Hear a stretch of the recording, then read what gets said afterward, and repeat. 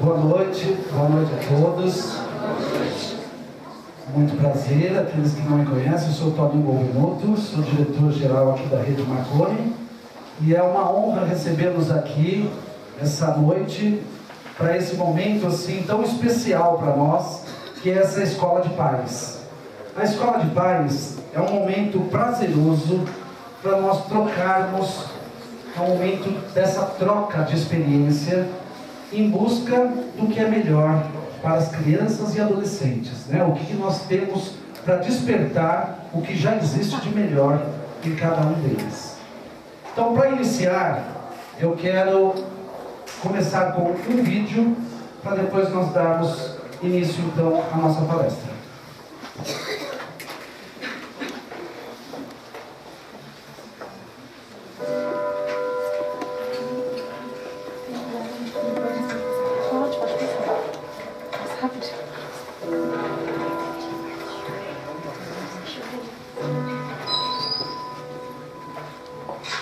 Thomas, entrega esta carta à tua mãe. É muito importante.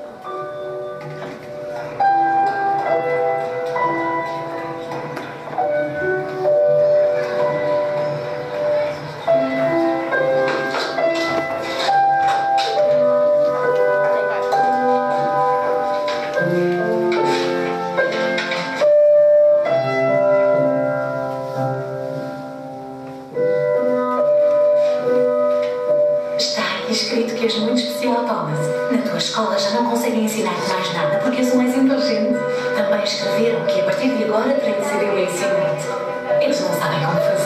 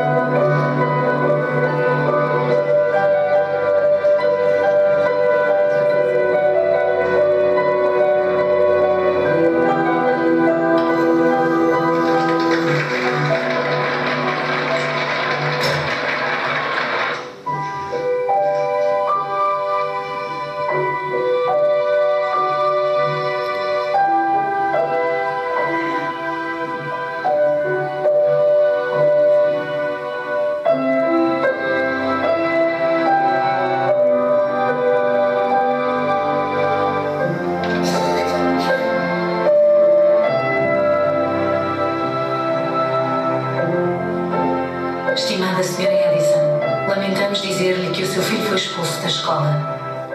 É um péssimo aluno, não progride como o resto dos seus colegas e por isso não podemos permitir que continue a estudar aqui. Ele ficará ao seu encargo a partir de agora.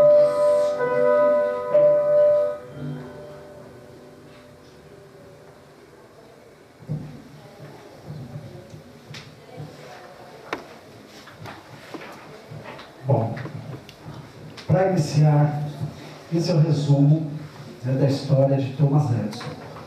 Thomas Edison, todos sabem, é o grande inventor da lâmpada, um gênio, considerado um menino problemático pela escola.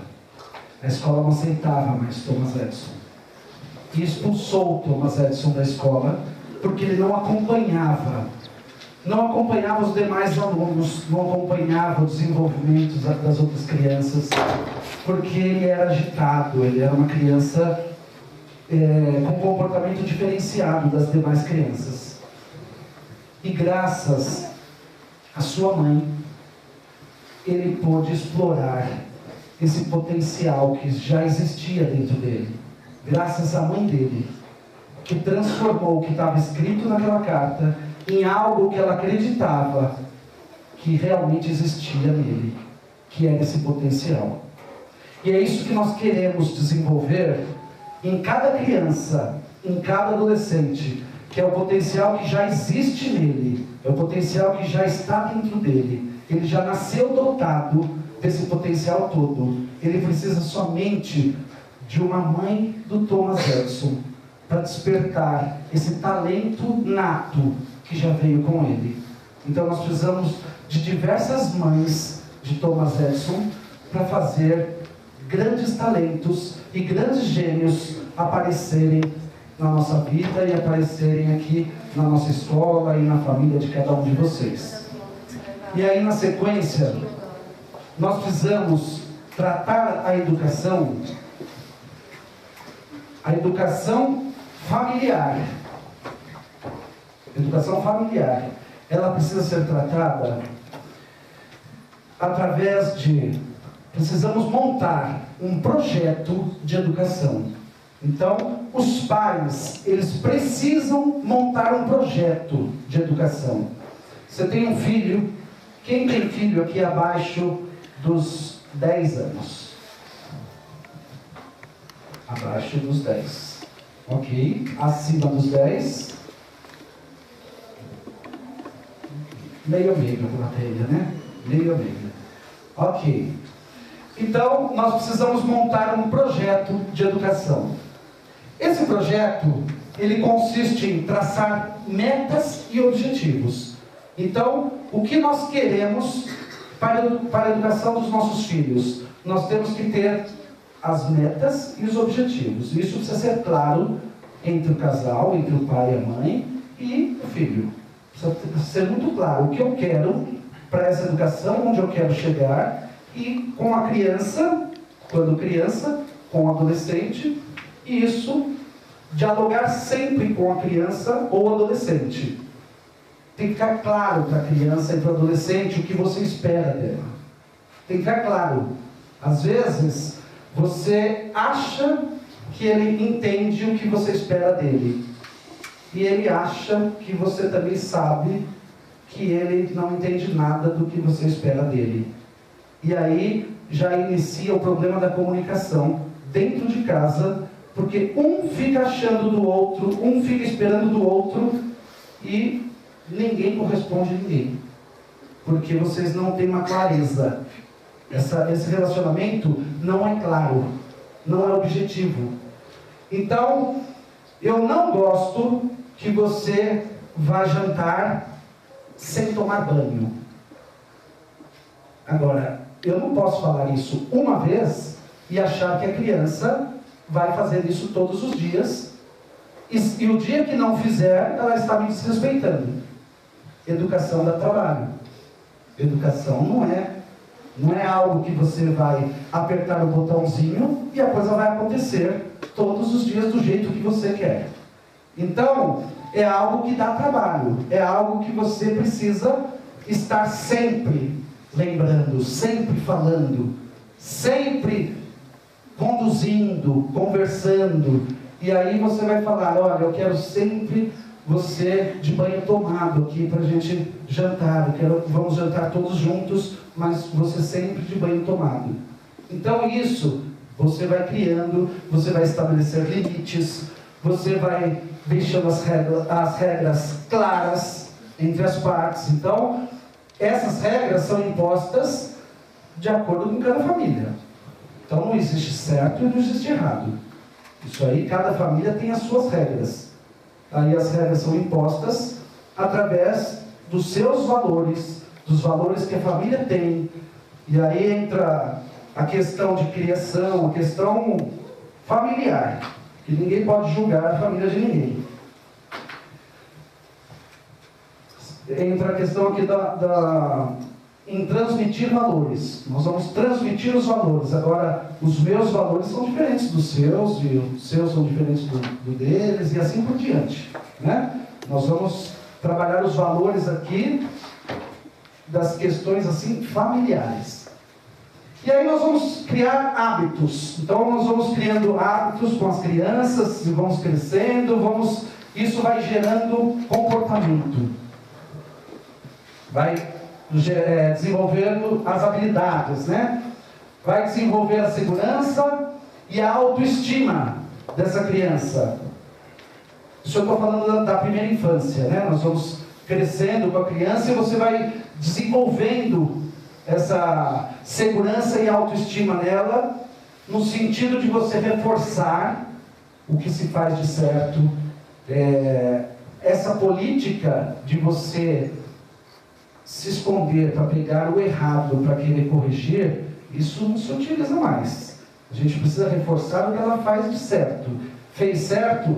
Parabeniza o que fez de correto. Elogie. Crie a expectativa positiva em cima da criança e do adolescente. Ele vai sempre querer te surpreender. Sempre ele vai querer receber um outro elogio. Sempre ele vai querer receber e sempre ele vai querer te surpreender. Ele vai querer receber essa questão de volta. Vai criar autonomia para que ele tenha, ele comece a desenvolver sozinho. E educar com autenticidade. Aqui eu vou voltar nesses tópicos. Eu falo na educação, eu passo para todos os professores aqui.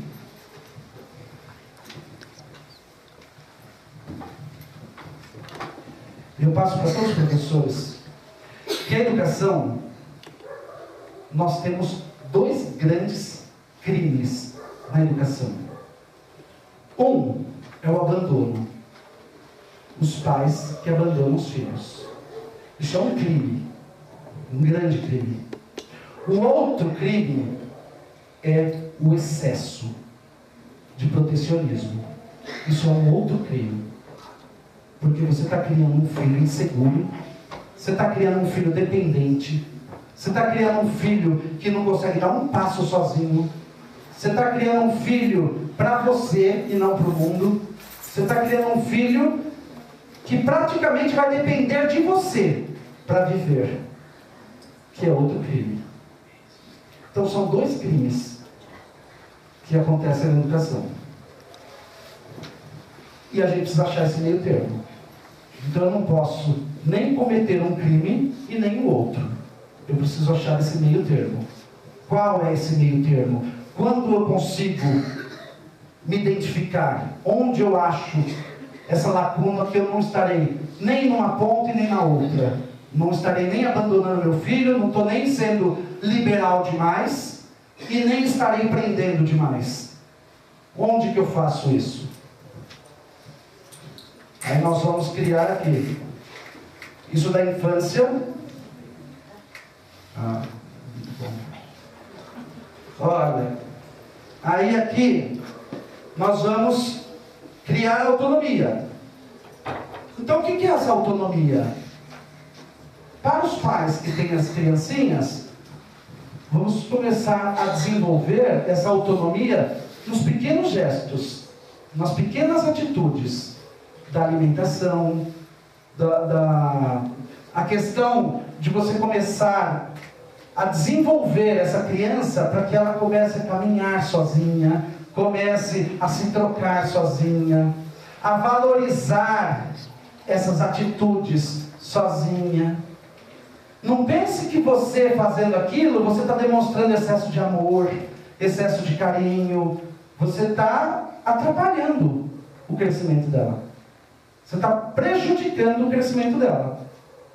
Então, às vezes, a gente está achando que está demonstrando amor.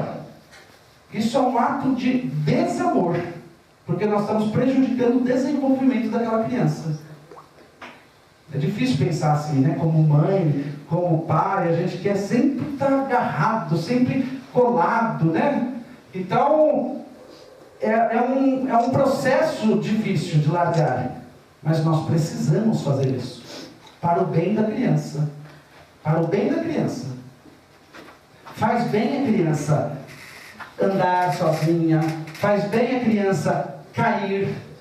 Faz bem a criança se machucar. Faz bem a criança passar por esse processo. É comum nós querermos vivenciar tudo isso por ela, né? Não deixar a criança se machucar, não deixar a criança cair, não deixar aquele excesso de proteção. Esse excesso de proteção gera um adolescente inseguro. Nós vamos chegar lá no adolescente. Aí vocês vão ver o trauma que nós criamos e o problema que nós criamos para a vida desse adolescente. Aí nós vamos falar sobre a autenticidade. Eu estou falando para vocês de uma realidade. Eu estou falando para vocês hoje de uma realidade de quase 4.000 alunos que nós temos aqui. E eu posso garantir para vocês que nós temos pouquíssimos adolescentes que têm essa educação autêntica. Pouquíssimos que têm essa educação autêntica. A educação autêntica é aquela educação que você ensina e respeita o seu filho a ser sempre autêntico, ser ele, ser o seu filho de verdade. E aí você vai educar seu filho a ter essa autenticidade, a ser ele independente de qualquer circunstância, porque você vai ter a certeza de que amanhã ele vai sair da sua casa, ele vai para uma balada, ele vai para qualquer lugar, e ele vai ser ele, independente com quem ele estiver andando, ele vai ser ele. Podem oferecer o que quiserem para ele, ele vai ter sempre a opinião dele, porque ele é autêntico. E você nunca vai ter o espanto de alguém chegar e falar assim: olha, seu filho fez isso, isso, isso, e você fala: nossa, esse não é meu filho. Não, esse é seu filho nas suas costas. Você conhece o seu filho só na sua frente. O seu filho na sua frente, ele é um. O seu filho nas suas costas, ele é outro. E se o seu filho precisa ser outro nas suas costas, é porque você não está deixando ele ser ele na sua frente. É horrível escutar isso. Dói. Essa é a parte da educação que dói. Mas é uma pura verdade. É uma pura verdade. Se seu filho... Essa vocês têm que gravar. Que machuca. Eu sei que machuca ali. E muitos aí devem estar se remoendo por dentro. Se seu filho não é o mesmo que ele é na rua, na sua frente, é porque você não permite que ele seja ele. Então ele vai ser ele nas suas costas. E aí você cuida de um estranho. Você tem um estranho dentro de casa. Ele não é ele. E esse, gente, é um problema muito comum. É muito comum. Não pense que você está com um caso perdido dentro da sua casa. Não existe nenhum caso perdido. O que tem, isso é muito comum. Isso não é nenhum caso raro. O que nós precisamos é dar a oportunidade de conversar, de sentar e ter uma comunicação entre pai e filho, uma comunicação aberta, mas onde ele sinta segurança. Ele precisa sentir segurança com você. Que às vezes o filho fica amigo de um amiguinho na escola, em questão de uma semana, o amiguinho sabe mais da vida dele do que o pai e a mãe, que passou a vida inteira com ele. Em uma semana ele já se abriu todo, a vida inteira. Em uma semana ele já está falando que está amando o amigo, ele ama, ele posta foto falando que eu amo meu amigo, tá? Já contou a vida inteira, e para o pai e para a mãe ele não conta. Isso é a falta da confiança. Por quê? Porque o pai e a mãe, em algum momento, reprimiu o sentimento, algum momento ele reprimiu a sua atitude, a sua conduta. Ele se sentiu ofendido em algum momento de conversa que vocês tiveram. Então ele não conta mais. Tem um caso que a mãe falou para o filho assim: filho, você pode confiar muito na mamãe, a mamãe te ama demais. E eu quero que a gente tenha esse laço, essa aproximação. Quero que você tenha essa liberdade comigo. E a partir de hoje eu quero que você tenha a gente vai fazer esse voto. Eu vou ser verdadeira com você e você comigo. Tá bom, mãe. Eu quero fazer isso também. Então tá. Então, mãe, sexta-feira eu tenho uma festa. Meus amigos lá, vou me reunir com o pessoal. Você me leva? Levo. Só que eu não quero que me deixe na porta, porque eu tenho vergonha. Você me deixa um pouco antes. E aí, mas pode confiar que eu vou para a festa. Você me deixa um pouco antes, só que eu tenho vergonha de parar com a mãe, né? Ela, tudo bem, filho. Só me fala o lugar certo, eu te deixo próximo. E aí, deixou, o menino foi para a festa, ficou lá a noite toda. Quando foi umas 4h30 da manhã, ligou, marcou um outro lugar para mãe buscar, foi buscar. Ele foi embora.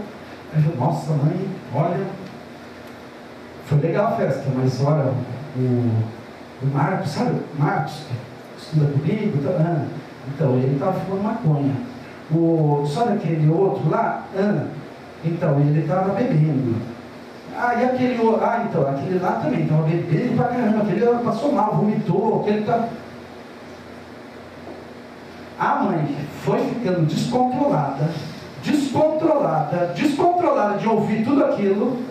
Chegou em casa, pegou o telefone, ligou para a mãe desse Marcos, falou, seu filho estava fumando maconha, ligou para a mãe do outro, falou, seu filho ficou bêbado, o seu filho vomitou, ou seja, a mãe não estava preparada para ouvir. A mãe não estava preparada. E o filho, você imagina a vergonha que esse menino passou. E falou, eu não confio na senhora nunca mais. Nunca mais a senhora vai ficar sabendo de nada que acontece na minha vida. Isso porque o menino acho que não contou o que ele fez, né? Ele contou só o que os outros fizeram. Ele contou só dos outros. Ele contou o milagre dos outros. Ele não contou o dele. E a mãe já ficou descontrolada. E ligou para os pais dos outros. Então perceba que o lugar dessa mãe também não é fácil. Não é fácil você ouvir um negócio desse. Você fala, meu filhinho, minha joia rara estava ali no meio daquilo tudo, imagina isso. Esse é o mundo que vive. Esse é o nosso mundo. Esse é o nosso planeta. Não dá para você tirar seu filho desse mundo. Não dá para tirar seu filho desse planeta. E não tem classe social. Não adianta falar que isso é coisa de pobre, isso é coisa de rico, isso é coisa de ser humano. Em qualquer lugar. O que você precisa é preparar a cabeça do seu filho. Confie na educação que você está dando para ele. Somente. Confie nessa educação. Por isso que a educação ela tem que ser uma educação libertadora. Ela não pode ser uma educação de repressão. Você não pode ficar reprimindo o seu filho. Porque se você fica reprimindo o seu filho, a hora que você soltar, ele vai fazer tudo o que você falou para não fazer. Tudo. Ele vai fazer tudo o contrário. E vai fazer errado. Ele vai fazer errado. Até como vingança ele vai fazer. Então, é aí que nós erramos. Esse é o ponto que nós erramos. O ponto da educação que nós erramos é em não ter uma educação libertadora, que é difícil também. Não é fácil. Não é fácil. Não é fácil ter esse tipo de acesso. Não é fácil ter esse tipo de assunto, esse tipo de conversa. Quando eu falo que educação dá trabalho, educação dá trabalho. Educação dá muito trabalho. Se não desse trabalho, gente, eu nem entraria nesse ramo para trabalhar. Né? É um ramo difícil. Educação é um ramo difícil. Eu adoro o que eu faço. Então eu faço com facilidade. Porque eu amo o que eu faço. Mas eu estou fazendo profissionalmente. Vocês têm que fazer todos os dias e não tem folga. Vocês não têm folga. Vocês têm que, esse planejamento aqui, vocês têm que fazer todos os dias. Hoje à noite você já tem que pensar o planejamento de amanhã. E está sempre planejando, sempre planejando. Por quê? Porque ele jamais vai deixar de ser o filho. Ele só vai mudar o processo, vai mudando o processo. Quando é o primeiro filho, então é pior ainda, né? Que aí você vai em cima de acertos e erros. Primeiro filho é em cima de acertos e erros. E é normal também, ninguém pode se culpar por isso. Tá certo? Então, a abertura da nossa conversa é em cima do que a educação provoca.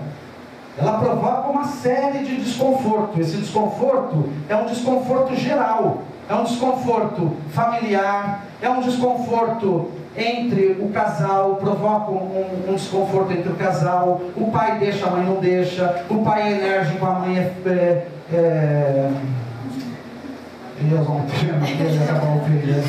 o pai é é enérgico, a mãe não é enérgica, né? A mãe é flexível. É flexível, isso. Não ia ofender, né? A mãe é enérgica, o pai não é enérgico. Então, tudo isso influencia. Os pais separados, isso é um prato cheio. Pai separado é uma beleza, porque eu sei o que minha mãe deixa e sei o que o meu pai deixa. Então eu sei coisas que eu posso pedir para a minha mãe e eu sei coisas que eu posso pedir para o meu pai, porque os dois não são iguais. E aí, quando são separados, eu sei que um tem poder para uma coisa, o outro tem poder para outra. A criança é espertíssima, ela sabe exatamente onde vai chegar e em que momento vai chegar. E aí, se o casal ainda tem aquela briga que não se falam, aí o negócio para ele é maravilhoso. Aí é negócio bom para o filho. Quando o casal ainda tem briga mesmo que não se falam, para o filho é ótimo negócio. Porque para o filho ele sabe negociar. Aí ele sabe em quem chegar. Isso no adolescente. Eu estou falando do adolescente, né? Que aí o adolescente ele sabe exatamente jogar com o pai e com a mãe, quando separados. E nós vamos caminhar. Eu estou falando de adolescente. Hoje, dentro de toda a estatística, nós consideramos já uma criança passando para a pré-adolescência já a partir dos 10 anos de idade. Então, o que nós falávamos antigamente de 17 anos, de 16 anos, de 15 anos, hoje a partir dos 10 anos de idade. Então, nós temos aí um mundo precoce. O mundo está precoce. Não está precoce? Vocês não sentem isso? O mundo precoce? A mídia fazendo tudo acontecer de maneira precoce. Tudo. O mundo, a mídia toda passando uma novela, né? Não digo nem novela como novela mesmo, né? Estou dizendo assim como cenas para a mídia, trazendo a criança para um amadurecimento precoce para algumas coisas, para outras eles se consideram crianças e querem ficar crianças para outras coisas, né? E querem se julgar crianças para eles conseguirem se beneficiar também de algumas coisas. Então, o pai precisa ter discernimento, né? Precisa ter bom senso até para saber onde está sendo, onde está jogando, onde tem malícia, onde não tem malícia, onde está sendo usado pelo filho ou não, né? Porque o filho, ele tem influência. Hoje, na infância, você é considerado um herói do seu filho.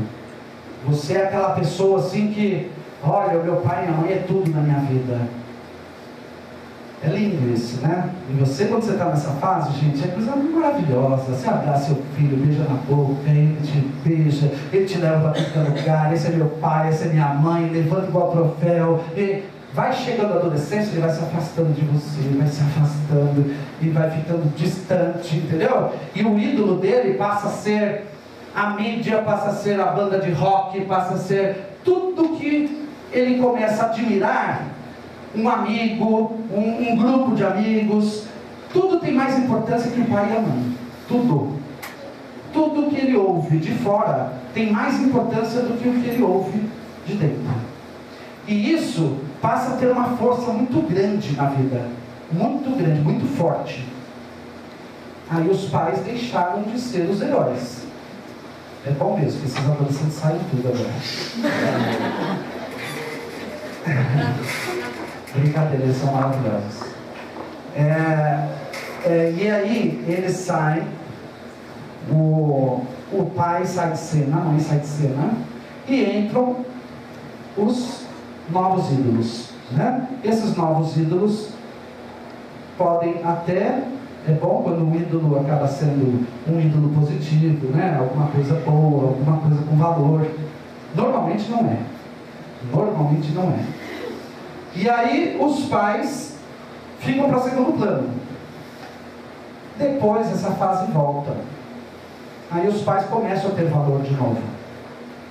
Aí os pais começam os seus queridinhos novamente. Ai, como eu quero ter meu pai e minha mãe de volta. Ai, o que eu mais quero nessa vida é que meu pai não morra, nem minha mãe. Eu quero que eles vivam comigo eternamente.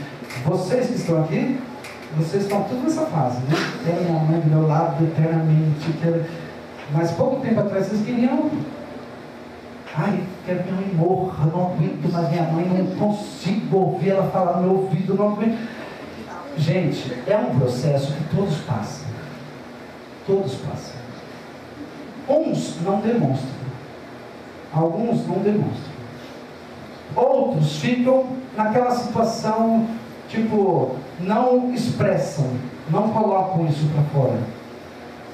Vive aquela vidinha ordenada, tal, e não se manifesta. Mas, quem tem filho adolescente aqui já rebelde? Levante a mão. Agora assim, quando assume. Gosto quando já assumiu, rebelde. A rebeldia não necessariamente ela é agressiva, tá? Não necessariamente. A rebeldia ela vem de todas as formas. Não necessariamente ela vai ser agressiva. Muitas vezes sim. Vai te contrariar, ela vai te testar, ela vem dessa forma. Mas muitas vezes não vem de forma agressiva. Só vem te contrariando. Você fala que é azul, ele fala que é amarelo. Você fala que é vermelho, ele fala que é azul. E ele vai só te contrariar. Não necessariamente de forma agressiva.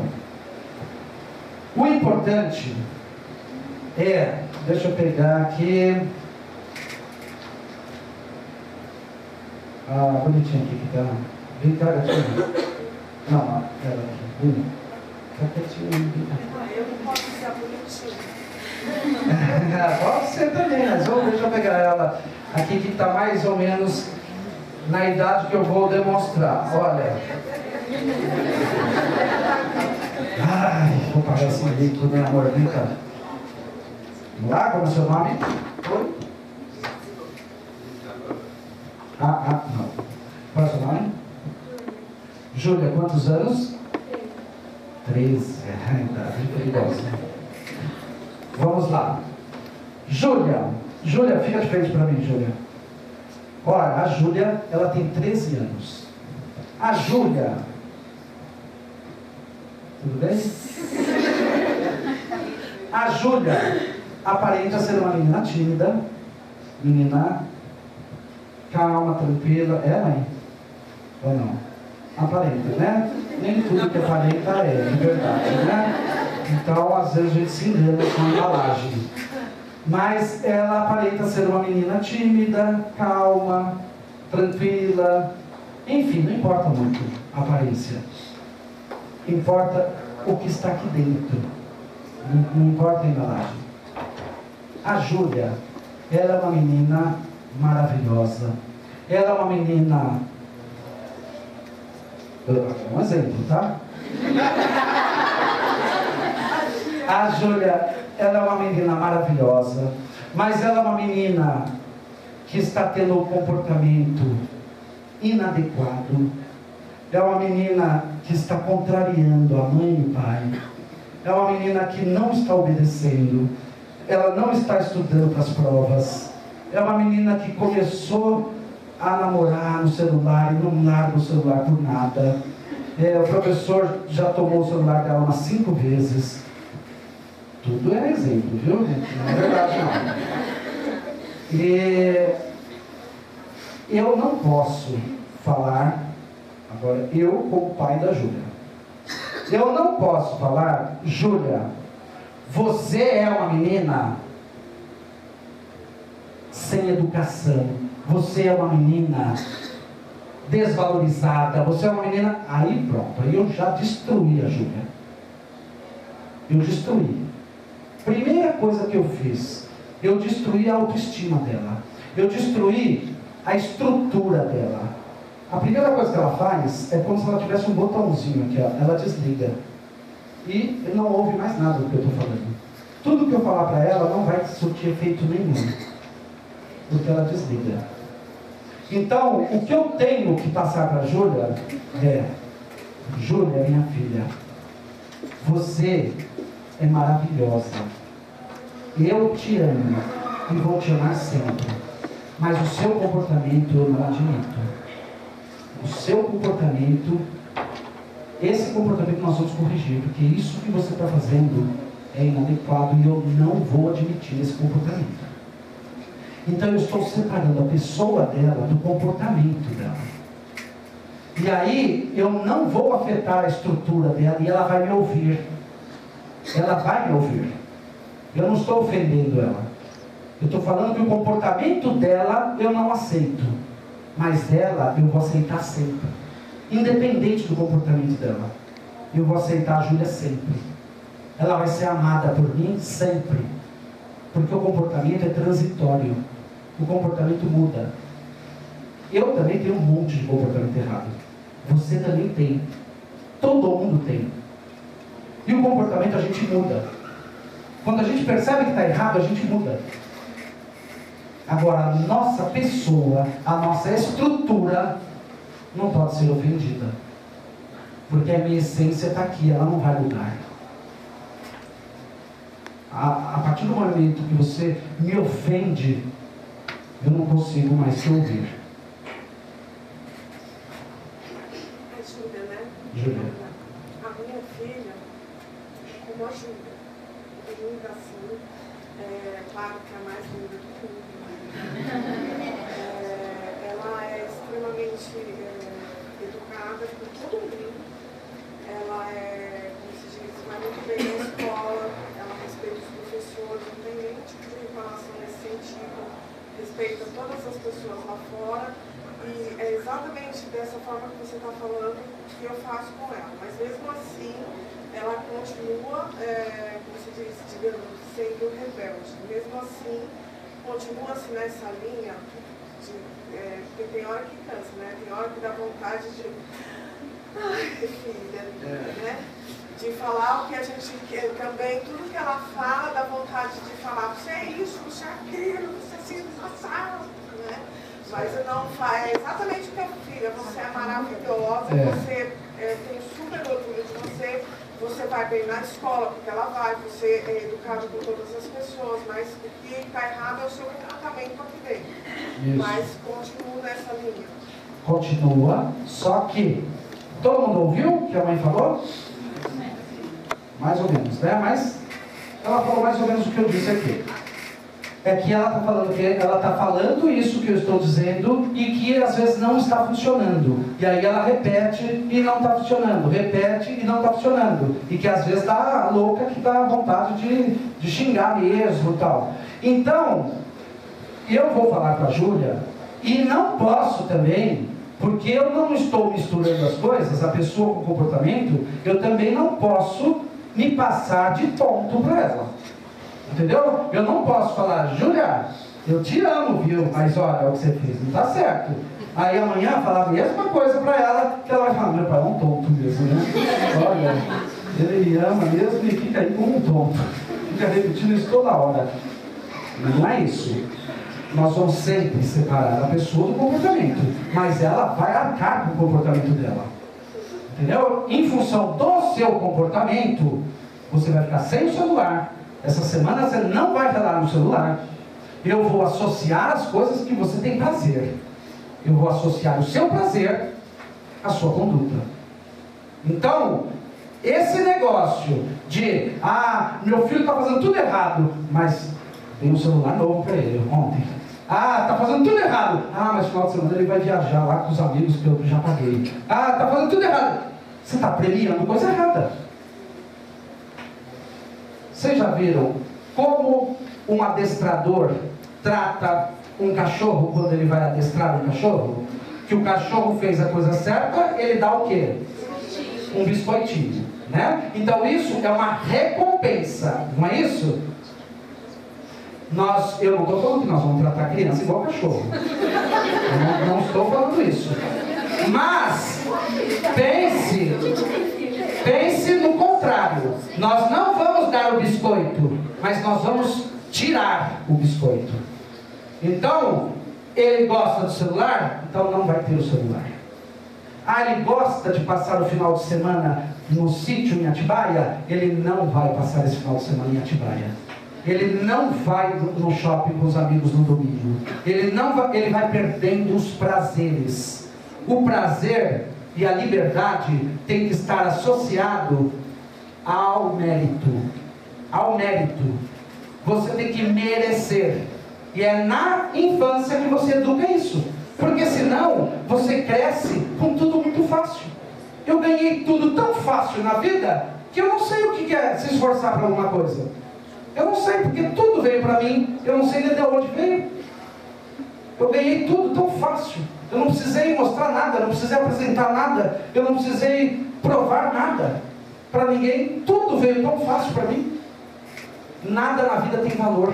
E depois, mesmo com toda a situação boa financeira, tudo, a vida dessa pessoa é vazia. É vazia, porque nada vai te preencher. Nada. Nada vai te preencher. Nada vai te trazer alegria, nada vai te trazer satisfação, nada vai te trazer poder de conquista, porque o que nos move é o poder da conquista. Por que a gente trabalha? Por que a gente luta? Por que a gente almeja alguma coisa? Por que a gente vai atrás de alguma coisa? Porque a gente tem esse poder da conquista. Nós queremos conquistar. Se você perde essa vontade de conquistar, você não tem razão de viver. Você não tem razão de viver. Ninguém consegue viver sem objetivo. Ninguém consegue viver, dormir, sem saber o que vai fazer no dia seguinte. Ninguém. Ninguém consegue dormir sem ter nenhum objetivo no dia seguinte. Sem ter o que cultivar, sem ter o que criar. O ser humano, quando chega nesse estágio, ele precisa morrer, porque já deu o que tinha que fazer aqui. Pense nisso. Todo ser humano precisa produzir.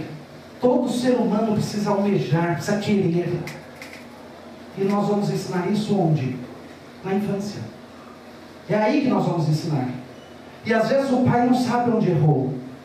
Por quê? Porque o pai é tão ausente que ele quer compensar tudo pagando. Ele quer compensar pagando. Ah, coitado, eu não tenho nem tempo para o meu filho. Ah, eu vou pagar para ele. Ah, filho, eu vou te dar uma roupa esse final de semana. Entendeu? Vai lá no shopping, compra um tênis. Você vai ficar feliz. Você vai ficar isso. Pronto, você vai comprando. No começo o filho vai adorando. Vai chegando uma hora que isso não preenche mais. Não preenche mais. Que o filho começa a jogar as coisas pela janela, que o filho pega um videogame caro e quebra no chão, porque ele não sabe o valor daquilo, ele não tem mais valor de nada, não sabe o valor das coisas. E nós temos muitos casos assim, muitos. Então, tudo começa aqui, na Júlia, né, Júlia? Tudo começa na Júlia, no valor. Quais são os valores? Não estou falando que vocês não podem dar celular para a Júlia, não pode comprar tênis para ela, pode fazer tudo para ela merece tudo. Desde que ela mostre que ela merece. Desde que ela prove isso para você. Olha, mãe, foi a reunião dessa semana. Você viu minhas notas? Você viu como eu me esforcei?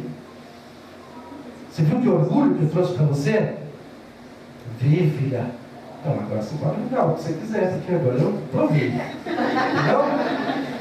Agora eu te dei esse orgulho. Então, agora eu estou te provando uma coisa. Mas faça isso. Faça por onde? Entendeu? Faça por onde. Aí você vai criar esse elo com o seu filho. Agora as coisas não podem acontecer somente pelo fato de acontecer. Porque hoje você ainda contorna a situação. Enquanto seu filho é pequeno, tudo é fácil de contornar. Tudo é fácil. Mas ele cresce. O problema é que ele cresce. Eu já atendi vários pais que falam: Toninho, eu não sei mais o que fazer com meu filho. Ele está quase me batendo. Eu falei: o pior é que daqui a pouco não vai ter mais esse quase. Ele vai bater mesmo. Por quê? Porque não sabe colocar limite. Filho tem que ter limite. Tem que ter limite. Na casa, tem que deixar claro quem manda na casa. Quem que manda na casa? É o pai e a mãe. O filho vai ser eternamente filho. Você vai mandar na sua casa no dia que você for o pai. Esses valores não podem perder. Independente de amar a Júlia, de não amar a Júlia, de falar, separá-la do comportamento ou não separar, ela vai ser minha filha, eu vou ser o pai, quem vai mandar sou eu e quem vai obedecer é ela. Isso é uma regra clara. Isso não pode voltar atrás. Tudo bem, gente? Isso chama-se disciplina. Disciplina é algo que nunca vai cair de moda. Nunca. Pode mudar a geração, pode mudar a educação, pode mudar a tecnologia, pode mudar o que for. A disciplina nunca vai cair de moda. Então, sempre tem que ter disciplina. Se não tiver disciplina, se não tiver uma ordem, uma hierarquia, o rabo vai balançar o cachorro. Então, nós temos que ter uma hierarquia para o cachorro balançar o rabo, que é o correto. Né? Senão nós vamos começar a fazer o contrário. Então, nós temos que pensar nisso. Nós temos que pensar, senão isso acontece o contrário. Começa a acontecer o contrário. É muito comum isso acontecer o contrário. É muito comum. Júlia, obrigado, meu amorzinho. Palmas para a Júlia. Ela vai sentar agora. Já falou muito rico. Pega uma aguinha aí, por favor. Pode ficar aqui. Bom, aí, gente, eu estou um pouco agitado aqui porque eu quero acabar logo, tá? Para não demorar muito. Aqui, olha, devemos ser pais educadores e não aqueles que apenas criam filhos. Forte isso, né? É bem forte isso. Não pensa que eu chamei vocês aqui para dar tapa na cara de vocês, viu? Para dar bordoada, nada disso não. É que quando a gente fala de educação, a gente vai falar e vai entrar nas falhas, né? Mas é só falar assim, não é a minha falha, é do vizinho, é do que está do meu lado. Entendeu? Não, nunca é sua. A educação deve ser pensada sempre. Então todo dia a gente vai pensar na educação. Todo dia. A gente não é uma coisa que vai pensar hoje. Todo dia nós vamos lembrar sempre. Olha, não existe educação 100% correta. Não existe. A educação, ela vai sempre ter acertos e erros. Em cima de acertos e erros, nós vamos trabalhar a educação. Sempre em cima de acertos e erros. Esse 3 aqui, esse é um crime danado para quem tem mais de um filho. Isso, na verdade, é um pecado. É um pecado. Vou até tomar água enquanto vocês pensam.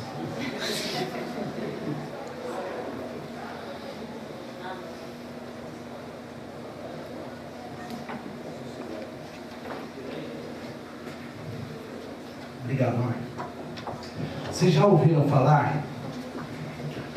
Vocês já ouviram falar aqui que amor de irmão é amor de facão? Vocês já ouviram falar?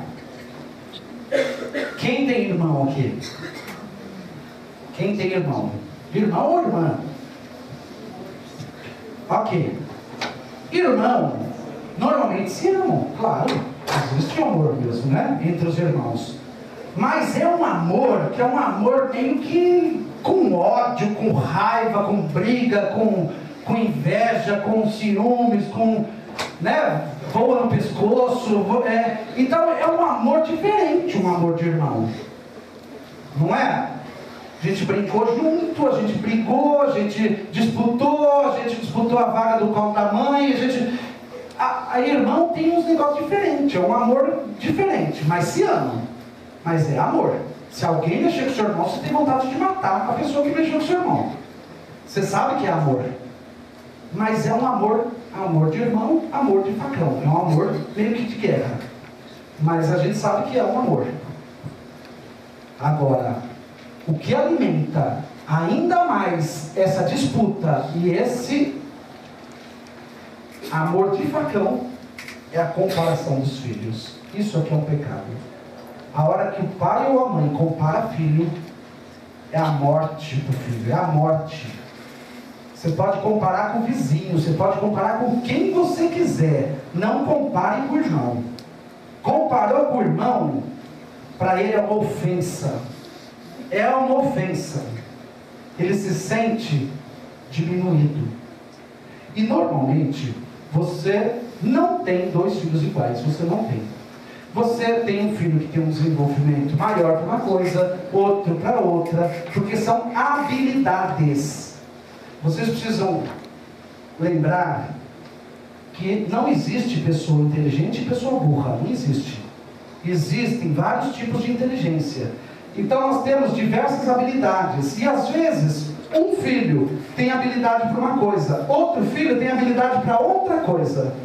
E aí cai na comparação. Por quê? Um filho vem com as notas lá em cima, porque ele tem facilidade com exatas, ele tem facilidade com as notas, ele é mais centrado, ele consegue prestar mais atenção na aula. O outro, ele é mais para humanas, ele viaja, ele está aqui, ele está vendo borboleta, ele está viajando, ele está... E ele não consegue focar a atenção, ele não consegue.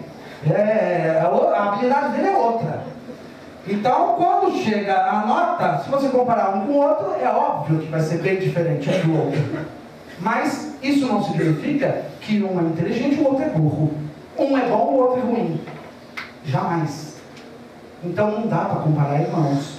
A hora que você faz essa comparação, você está destruindo a autoestima desse aqui, ó. Você está acabando com esse outro filho. Então, isso é um pecado. Isso a gente não pode cometer. Esse pecado a gente não pode cometer. Tudo bem? Eu tenho uma dúvida assim que eu não sei se vai perguntar. Eu tenho gêmeas, desde que elas entraram na escola, elas estudam na mesma sala. Certo. Habilidades diferentes, Sim. Personalidade totalmente diferente.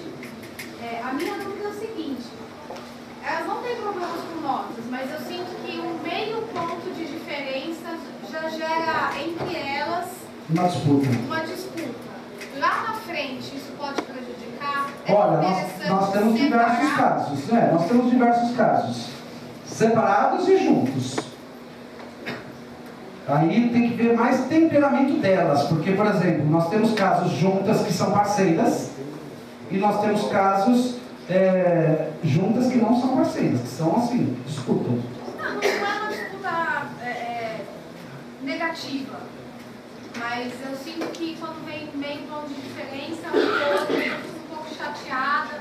Mas não são notas, uma é 9 e a outra é 9,5. Não, eu sei. Mas eu não sei se isso na frente pode ter... Então, vai deixando. Se você sentir que isso vai interferir no relacionamento delas, aí tem que separar. Não, chega pra Se isso interferir no relacionamento delas, tem que separar. Tá? Enquanto não, tá ótimo. Se elas disputarem as duas para crescerem, tá ótimo. As duas vão crescer. Tá? Igor? Aqui ó, é o pecado, né? Separando a pessoa do comportamento. Trabalhe com elogios do potencial. O que é trabalhar com elogios do potencial? É você... Mas como que eu vou elogiar meu filho se meu filho faz um monte de coisa errada? Ele faz mesmo, gente. Ele erra bastante. Ele erra. Mas é um costume do ser humano só apontar o outro. Porque você também erra bastante. Então, você tem que elogiar o potencial dele. Qual é o potencial? Filho, parabéns pelo seu potencial, pelo que você é capaz de produzir, pelo que você está querendo fazer, pelo potencial que você tem. Então, elogie o potencial do seu filho. Elogie a proposta, o que ele está querendo. Faça isso virar uma força para ele, um estímulo. Então, esse elogio é algo que faz ele crescer, sobretudo na infância e quando ele entra na adolescência. Quando nós temos adolescentes inseguros, que é muito comum, quem tem filho adolescente aqui é inseguro, fica muito tímido, muito inseguro. Isso é autoestima abalada. É a pessoa com autoestima baixa, então tem vergonha de tudo. Às vezes você vê a menina, aqui tem muito disso, menina com corpo lindíssimo, e fala, ai, eu tô gorda. Ai, olha como eu tô gorda. Ai, olha, tenho vergonha dessa roupa, tenho vergonha disso, tenho vergonha daquilo. Isso é baixa autoestima. É a pessoa que não consegue se ver, não consegue se valorizar, não consegue ter o próprio valor. E isso prejudica a sua autoimagem. E aí ela não se sente segura para falar com os outros, não se sente segura na presença dos outros. ela só consegue falar se estiver ao lado da mãe, se estiver ao lado de alguém. Se ela sozinha, ela não se sente segura. Isso é autoestima. Então nós precisamos elogiar mais. Elogiar mais. Elogie mais. Elogie mesmo. Sobretudo mulher, viu? Mulher precisa de muito elogio. Os maridos aí também precisam elogiar bastante as esposas. Porque a esposa também tem problema de autoestima. Mulher precisa ser elogiada sempre. Acordou, fala, você está linda. Elogie sempre. Porque esses elogios, eles vão fortalecer essa estima. Vai criar uma segurança. Mulher segura, mulher alegre, mulher feliz. Não fica enchendo o saco do marido, né? Não fica dando trabalho para ele. A menina feliz, a menina segura, a menina forte com esses elogios, ela se sente segura perante os demais. Então ela para de dar esses trabalhos, de ficar chorando em casa sem razão, sem motivo, ficar em casa se trancando no quarto, e às vezes você não sabe o que aconteceu, e não aconteceu nada. É a insegurança dela. O fato dela abrir um Facebook e ver que as amigas estão tudo ótimas aí nos lugares, e ela já se sente mal de ver isso, porque ela não se vê no lugar das amigas. As amigas estão seguras e ela está insegura. Isso é autoestima baixa, tá? Problemas de autoestima. Agora, o principal de tudo isso, de tudo, é nós sabermos que nós precisamos viver para eles, para a criança e para o adolescente, viver de verdade. Porque nós precisamos passar uma verdade para eles. O principal de tudo isso é viver uma verdade. É você não ficar segurando o casamento por causa de filho. É você mostrar para os seus filhos que um casal, ele pode se separar. Ele pode ter ex-marido, ex-mulher. Ele não vai ter ex-filho. Ex-filho, ex-pai e ex-mãe. Ele vai ter ex-marido e ex-esposa.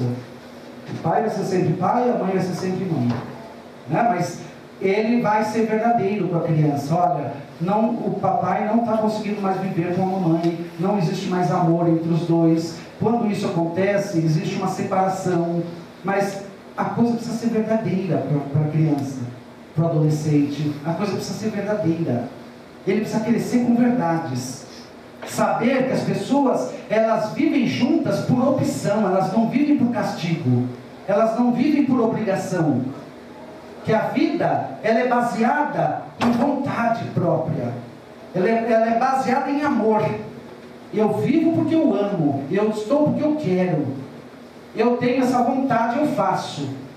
Se eu não tenho, eu não faço. E isso, você cria essa autenticidade no seu filho.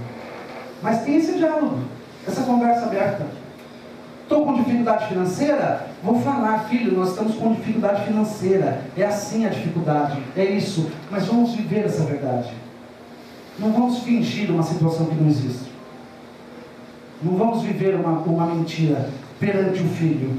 Ah, meu filho não pode presenciar isso. Isso vai criar trauma nele. O que cria trauma é mentira. O que cria trauma é mentira. É ele saber que tudo aquilo era uma fantasia. Tudo aquilo era uma mentira toda. Aquilo tudo que ele via na frente dele era uma fantasia. Aquilo não existia. Isso cria trauma na cabeça de qualquer criança e adolescente. O que não traumatiza é verdade. A verdade, ela vai ser sempre verdade. Independente da idade da criança. Vai ser sempre verdade. Ela vai crescer com uma verdade.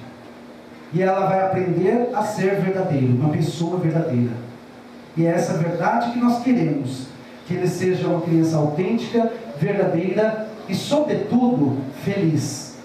A nossa educação tem que ser direcionada ao caminho da felicidade. Nós não temos outro propósito nessa vida a não ser feliz. Nós viemos para cá para ser felizes. Todos nós.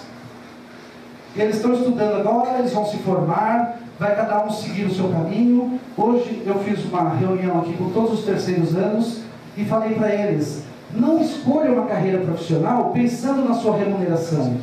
Pense na sua felicidade, porque é o que você vai praticar todos os dias. Você já imaginou praticando uma coisa que você não gosta? Fazer pelo dinheiro, não vale a pena. Faça por amor. Porque a remuneração, ela vem como consequência. Você vai fazer aquilo que você ama. E aí você consegue fazer bem feito. Você não consegue fazer bem feito uma coisa que você não gosta. Você não consegue. Eu jamais conseguiria ficar trancado no escritório, trancado em algum lugar. Eu jamais. Então eu faço o que eu amo. Eu falei para eles, o que eu mais amo é essa minha relação com os alunos. Eu amo estar com os alunos. E eles sentem isso. Isso para mim é prazeroso. Eu odeio acordar cedo. Eu odeio. Mas eu acordo com prazer, porque eu sei que eu vou receber os alunos aqui. Então isso para mim é prazeroso. Todos os dias para mim, eu acordo com prazer. Então isso tem que estar na vida de todo mundo. Todo mundo precisa sentir esse prazer. E ainda ser remunerado por esse prazer. Que é o melhor de tudo. É você ser remunerado por isso.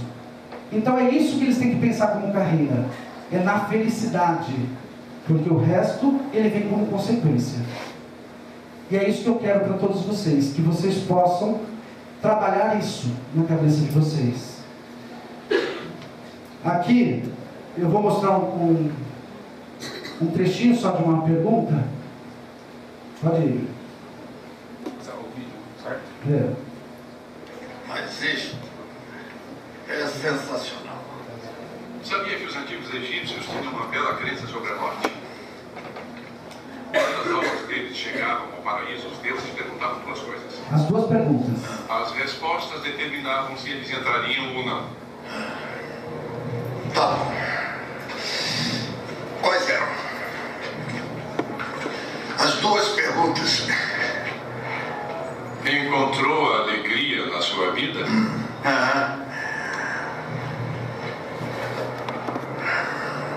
Responda a pergunta.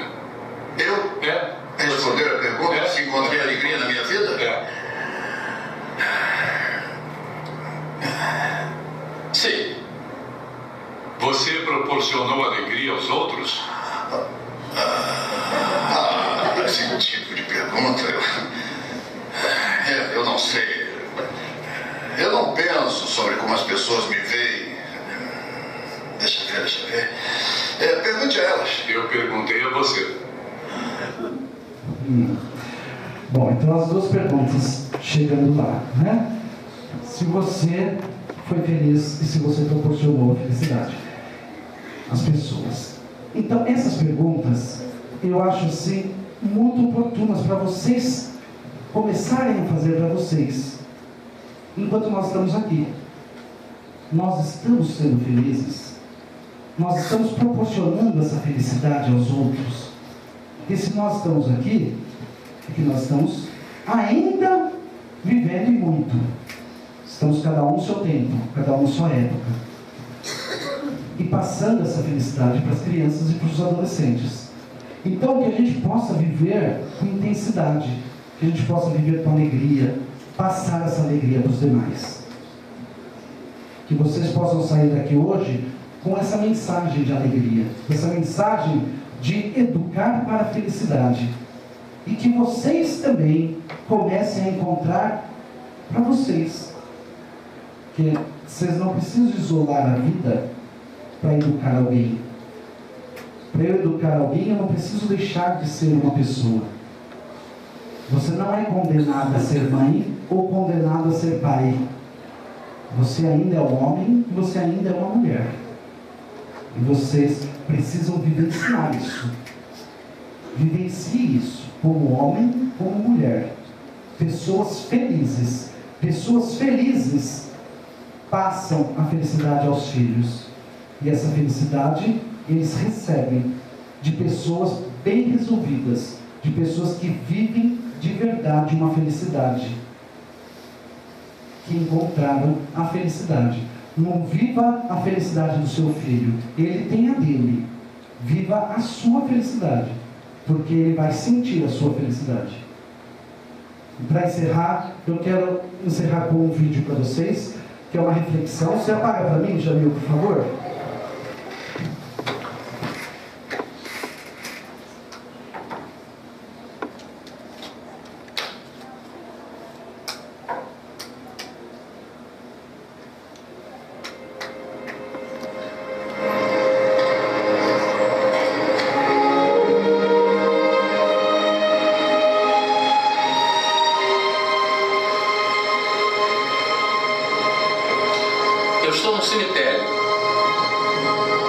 estou num lugar onde as pessoas são enterradas depois que morrem.